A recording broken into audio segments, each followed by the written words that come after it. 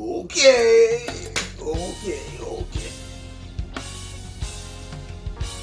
I'm KJ. I'm Taryn. And we just wanted to share our pregnancy experience with you. For anybody that is currently pregnant during COVID-19 or is also a NICU parent during COVID-19, the purpose of this video and all of the videos that we're about to release is basically to help you go through the healing process. This is healing for us, and we hope it's healing for you as well. We actually found out that we were pregnant right when the DC metro area shut down for COVID-19 back in March. This was something that we planned for.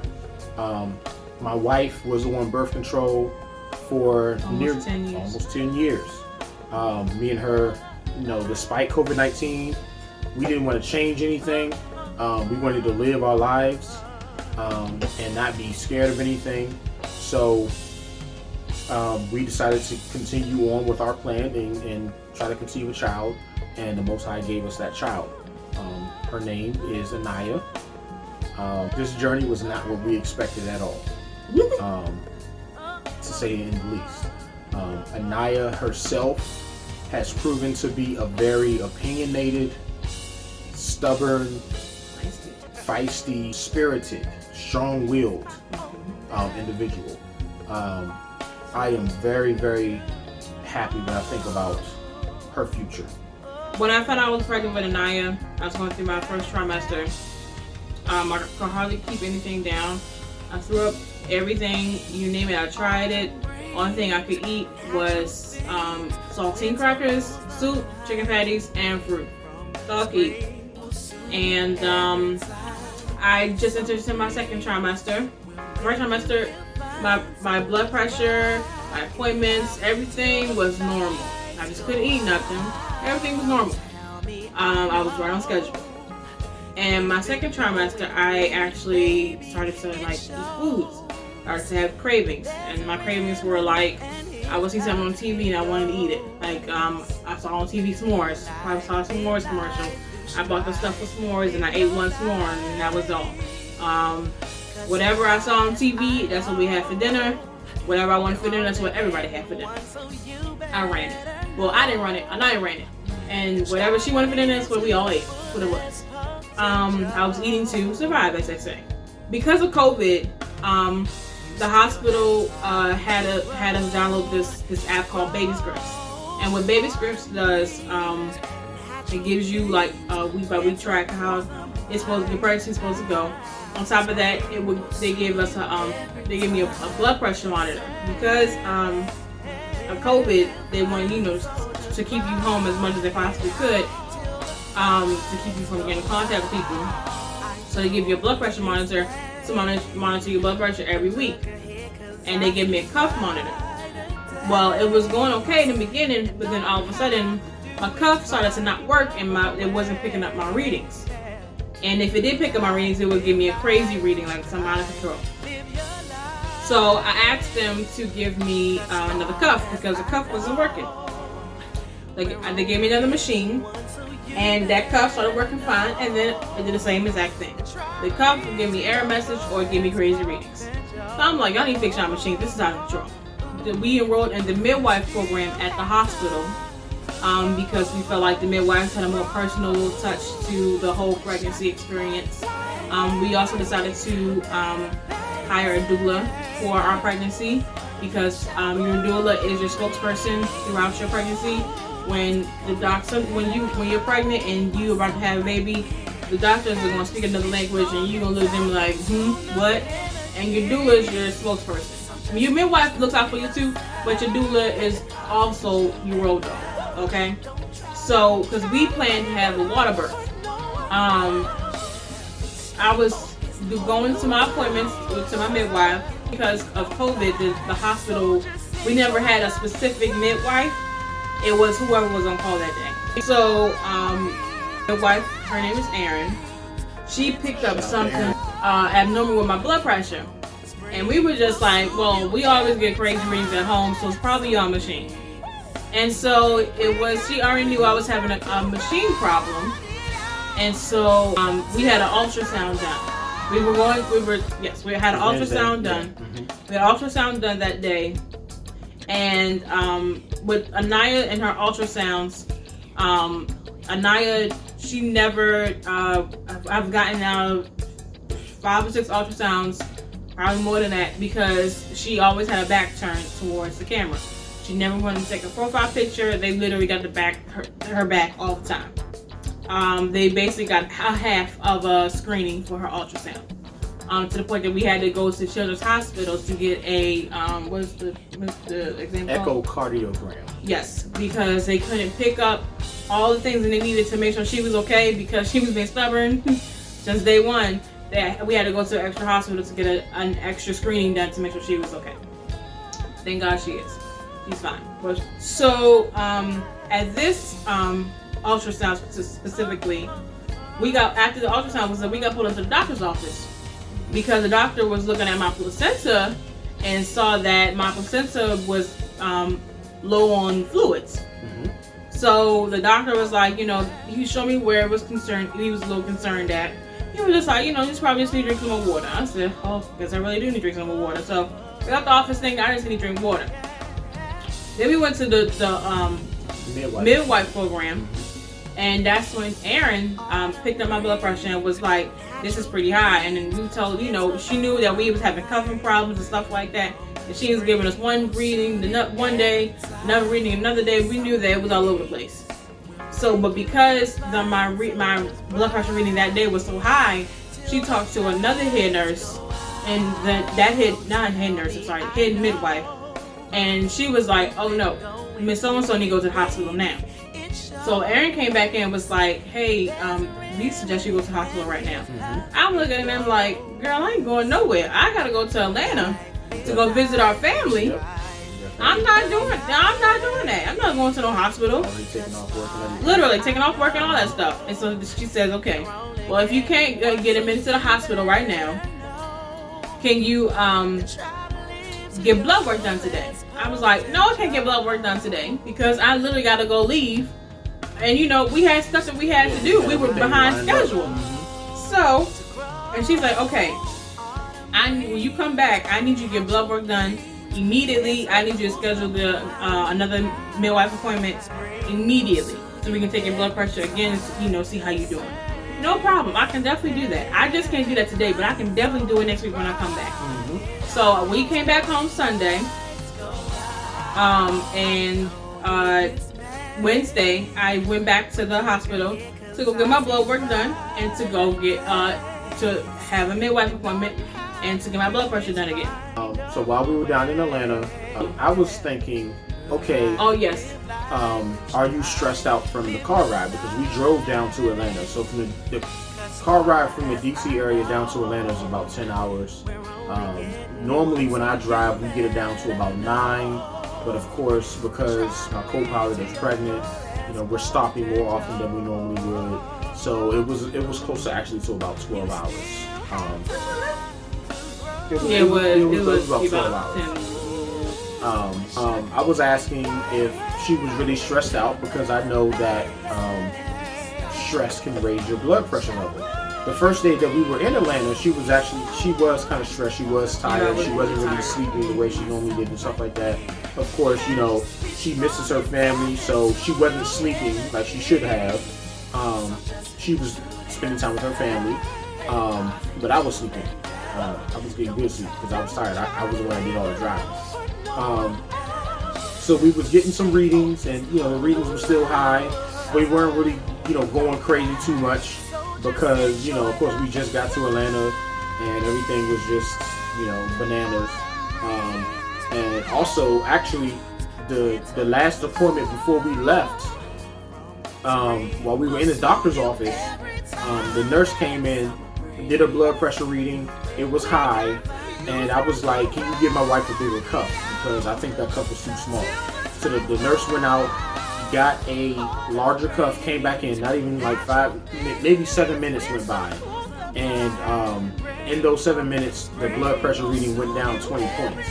So again, this is the reason why we were always looking at them the whole time. Like, I'm not discounting what you're saying. I mean, you're a professional, you went to school. I'm not saying you don't know what you're talking about. But your machine. But your machines, like, you are know, not consistent. 7 minutes go by and all of a sudden we get a different reading that's 20 points lower. So when we were in Atlanta, we were still getting like high readings. But it's a whole nother machine. Whole nother machine and everything. That's and it's when we on the wrist. We're not even on the arm, but we on the wrist now. And that's when we started to kind of figure, okay, maybe something is a little bit going on. Right. So we had discussed that, you know, we really need to let's just change the diet switch up the diet a little bit. I was down there and I had water the whole time. You know, I'm like, all right, you know, enjoy these French fries while I can, because when I get home, it's asparagus and grilled chicken. So. And like, if anybody, of course, this is the COVID-19 time. So if anybody else is working from home, like my wife does, she's been working from home since this all started. So she's not exercising the way she normally would. She wasn't even going out the house for weeks at a time. You know, I kind of figured the lack of movement, you know, she would get out, she would wake up in the morning, log into her computer and just be in the bedroom unless she's hungry or unless she gotta go to the bathroom. But aside from those two things, she would just be in the house. And you add on top of that the difficulties that she experienced, you know, holding food down. You know, literally the only thing she was eating was crackers, frozen chicken patties, and soup. That was it. And fruit every once in a while. But that was it. That was all that Anaya would allow her to have. So while we were in Atlanta, we decided, okay, cool, we really need to go back to the diet that we had before, and we were just drinking water and meats and veggies, and we would have a fruit smoothie. That was basically our diet. She gets pregnant and everything switches up. So we were like, all right, we need to go back to that. So when we come home, we came home on Sunday. That following Wednesday, that's when we go to the hospital again, and we do the blood test, and we get a midwife appointment, and the blood pressure at that point, it was still high. My blood pressure was still high, but they couldn't diagnose me nothing because I just got my blood work done like 2 hours before my appointment, so no results have came back yet. So the nurse asked me she said, can you urinate in this bucket for 24 hours and then bring it back to us? I'm looking at her like, first of all, why in the hell you asked me to urinate in a bucket? Not a bucket, but like a bucket. Yeah, cooler. Yeah, put pee in cooler for 24 hours and bring it back to us. I'm like, girl, I gotta go to work. Anybody doing all of that? And they were just like saying it as a precaution. It wasn't like a mandatory thing yet because I wasn't diagnosed with anything yet. It was just a precaution. I'm like, girl, I ain't peeing in that. I gotta go to work. If my blood work come back crazy, then we can talk about peeing in that bucket. But you don't know what my blood work's saying. So until we know what that says, you know, then we can go to the next step of peeing. No problem. But for now, I ain't doing none of that. And the reason we were harping so much on the blood test was because every time they would see that she had high blood pressure, because that's basically what it was, they would ask if she has any of these other symptoms. And the other symptoms were like headaches, blurred vision, vomiting, diarrhea, pain on her right side, under your breath, like right over here. But she didn't have any of that. Nope. So it's like, okay, so all of these other things that you were saying are supposed to worry you, I don't have any of that. You're just saying that this machine, which is honestly kind of crazy because you can walk away for 5 minutes, come back, and I'll get another reading that's 20 points different. You know, like I'm not really going to go off of that. But if my blood work says otherwise, then we move forward, most definitely. But at this point, these machines can kick rocks. Yep. Sunday, when we came home from Atlanta, I was feeling congested because we stayed at a family member's home. The air conditioner, the vent was right over top of our heads. So I was a little bit congested, and I felt a little bit of congestion in my chest. So that was on Sunday when we came home. Monday, I turned on the dehumidifier to try to ease up the congestion, and it helped a little bit. And Tuesday did the same thing. And Wednesday, it helped. Wednesday I was fine. That's when we went to the doctor, get the blood work done and whatnot. Wednesday evening, my chest pains, my chest issues started to turn from congestion to a more intense pain. And I'm thinking, it felt like my chest was caving in. And I'm also entering to the stage of gas and indigestion with Anaya in my pregnancy. So I'm thinking, maybe this is just some severe gas. And so I didn't really sleep well that night. I was trying to lay down. I slept when I was laying down, I slept in 1 to 2 hour increments. It got to the point where it was just unbearable, and I just basically just like slept on the couch, like sitting up, because laying down, I figured maybe my breasts were too heavy and it was caving in my chest, and maybe I need to sit up to help, open up my chest a little bit, because I got gas. All right. So, and I figured maybe I just need to sleep this off, because sometimes you don't feel good when you go to sleep, but you'll wake up feeling better. So I figured maybe that's all I need. I woke up and I felt a little bit better. So I figured let's just see how today goes. Now we're into Thursday, and it felt okay, but it still was hurting. And so Thursday night, well, throughout Thursday, I experienced diarrhea. I think the only thing I kept on my stomach was some fruit. I think I cut up some apples and peanut butter, maybe something like that. And I'm pregnant. I still need to eat something. But I couldn't really eat anything because I had diarrhea the whole day.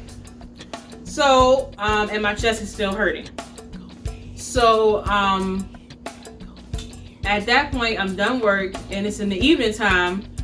He makes asparagus and salmon for dinner. So I'm like, okay, great. I done pooped all everything that I had for the whole week. Let me go ahead and have this salmon and asparagus. She needs some nutrients. She definitely needs some veggies. And salmon is good for high blood pressure. So I said, great, perfect meal. I need to eat this. So I eat it. I felt okay. And then maybe about 1 or 2 hours later, I threw it up. And that's when I was like, okay, something may be going on here. So I've had diarrhea. I've now vomited, and I'm having intense chest pains. After I vomited, the chest pain started to become unbearable. I went ahead and took a shower. I'm like, all right, let me just, after my shower, I'm thinking maybe the heat will open me up a little bit. I take a shower, come back out. I'm trying to sit down. I'm trying to lay down, stand up. This chest pain is, no matter what position I was in, this chest pain was out of control. And I looked at my husband. I said, I think I need to go to the emergency room. Yep. We did a blood pressure reading before we went, and it was like 180. It was way higher. It was actually the highest reading we ever got. So she was like, all right, time to roll. I said, okay, cool. I left this part out before, but I have a 12-year-old son from a prior relationship, and I came out into the living room where he was, and I told him we was about to go to the hospital. I told him, my wife wasn't concerned, she ain't doing too good, and I gave him his marching orders basically for the rest of the night. It was quick. And he's looking at us like, well, we're like, yeah. I told her to get her phone charger because I kind of figured that they would keep her overnight because she was pregnant. They was gonna. I knew they were just gonna play things better safe than sorry. And I called my best friend Sizzle. Shout out to you. I called my best friend and told her what was going on, and I asked her to come and sit with my son for me while I was gone. So, we rolled out to Hospital A, and because of COVID, things started getting a little bit crazy. She walked in, my wife walked in, and told them what was going on. She filled out. Yep. She filled out a short form basically to register. Then they took her back immediately. So when I went back, everything moved fast, quick, fast, and hurry. I mean, like to when I couldn't not understand, but it was fast. So they was ask me questions. I'm answering them. They take my blood pressure. It's high as hell. They take my EKG and they running blood work. By the time they running blood work, I'm asking the person that's running my, doing my blood work. Okay, we're done this. No, can I call my husband so you can come back here? Oh, because of COVID, he's not coming back nowhere. I said, excuse me? He's not waiting? I'm scared. I am petrified. My chest hurts like hell. All I want is my husband. And I can't even have that because of this stupid COVID. And they put me in this hospital room. And they put a robe on the bed. And they said, go and put this on. And I lost my shit. I cried. Because I've never been in the ER room. I've never been to the hospital. I never put on a hospital robe. I don't know what the hell is going on. My chest hurts. I can die right now. I don't even have my husband next to me. It's a lot going through my head. And I cried. And the nurse came in and I just had my shirt off. I didn't even know how to put the thing on. And I was just like, can you help me please? And I don't know what I'm doing. And that's when I realized that throughout this journey that we were about to talk about how important the nurses were, how much I was going to have to rely on them because of this COVID situation. While she's going through all of that, a security guard for the hospital, I'm still sitting in the ER, waiting to be called back or whatever. Or at least if I'm not going to be called back, I kind of figure at least I'll be able to wait in the waiting room. So it's nobody in the ER. It's me and like 2 other people. Security guard comes out and tells us that we need to leave. ER, the hospital is basically for patients only. We need to wait outside in the car. So I'm pissed off because I'm like, if anything goes wrong, how am I going to know about it? I know my wife wants to be there. I want to be there. This is BS. This is stupid. Especially since I can obviously look at your emergency room and tell that you're not over occupied or anything like that. So why are you worried about? Maybe people in there, but not like to that point. It's like, how is that? How is anybody's proximity to anybody else going to matter? So I go out to the car because I'm about to blow up, but I know it's better for me to just go outside instead of get locked up. Blow up is in like get extremely upset. Blow up. I'm about to blow up. Get upset. So I get out to the car and I call my brother Mickey. Shout out to Mickey. He calmed me down. He helped put things in perspective for me. And I also started talking to my mother-in-law and trying to fill her in on what's going on. Of course, it's phone calls going on back and forth because my wife has also called her mother in between all of this, and mom, she's trying to figure out if she needs to come down. She lives up in Baltimore, so she's trying to figure out if she needs to come down here. Like, she's trying to figure out what she needs to do as a parent, and I'm trying to figure out what I can do as a husband. So it's a lot. I'm just crying. Yeah, it's just a lot going on. Eventually, as the tests continue to progress on, they do put her on some medication to control her blood pressure because that's also relieve the chest pain. Yeah, that's the most important thing at this point. And then it's eventually decided that they need to transfer her to our regular hospital B at this point. So at that point, my wife is like, okay, cool, my husband can just drive me. And they're like, no, you need to wait. They said, girl, bye, we going in the ambulance. Right. I said, wait, what? Once again, for liability reasons, they don't want to release her, and then they get in the car, and then she passes away or something like that on the way there. So for liability reasons, they're like, no, you need to be in the ambulance, and we're going to transfer you that way. So that's when my mother-in-law and my wife, they both basically tell me, I need to wait on she's waiting on the ambulance, and I might as well go home and get some sleep because we don't know how long it's going to take. Come back later for part 2 on our journey. Like I said before, Hospital B. This is going to be a wild and crazy ride. For anybody that can kind of guess on what the ultimate outcome of this is going to be, please kind of hold off on that a little bit. Let's kind of keep this a surprise. But of course, if you do have any questions, you can reach out to us and we'll be more than happy to answer them.